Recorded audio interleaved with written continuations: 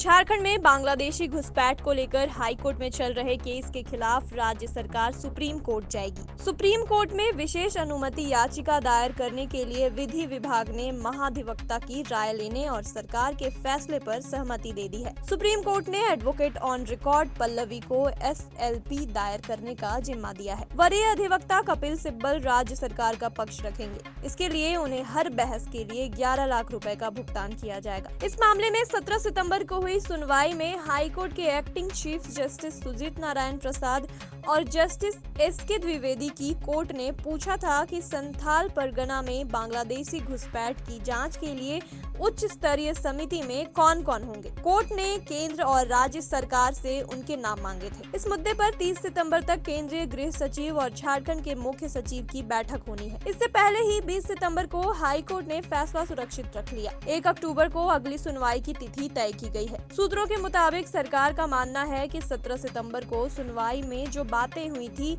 वह आगे ही नहीं बढ़ी। फिर भी कोर्ट ने फैसला सुरक्षित कैसे रख लिया, इसी मुद्दे को सुप्रीम कोर्ट में चुनौती दी जाएगी। केंद्र सरकार ने हाई कोर्ट में शपथ पत्र देकर कहा था कि संथाल परगना में 1991 से 2011 के बीच आदिवासियों की आबादी 42% से घटकर 28% हो गई है। मुस्लिम आबादी में 13% की बढ़ोतरी हुई है। पाकुड़ और साहिबगंज में तो मुस्लिम आबादी में 35% तक की बढ़ोतरी हुई है। उधर हाई कोर्ट ने 17 सितंबर को सुनवाई के दौरान कहा था कि साहिबगंज DC ने 2 साल में सिर्फ 2 घुसपैठियों के आने की बात कही है, जबकि देवघर DC ने किसी भी तरह का घुसपैठ होने से इनकार किया है। DC द्वारा संथाल परगना में बांग्लादेशी घुसपैठिए न होने की गलत जानकारी देना दुर्भाग्यपूर्ण है। झारखंड सरकार को केंद्र के आंकड़े और हाई कोर्ट की टिप्पणी पर आपत्ति है, इसलिए सुप्रीम कोर्ट का रुख कर रही है। संथाल परगना में बांग्लादेशी घुसपैठ इस बार चुनावी मुद्दा बनेगा। इस पर सत्ता पक्ष और विपक्ष आमने सामने है। इस मुद्दे पर रोज बयानबाजी हो रही है। विपक्ष घुसपैठ की बात करता है, लेकिन सत्ता पक्ष मानने को तैयार नहीं है। झामुमो महासचिव सुप्रियो भट्टाचार्य का आरोप है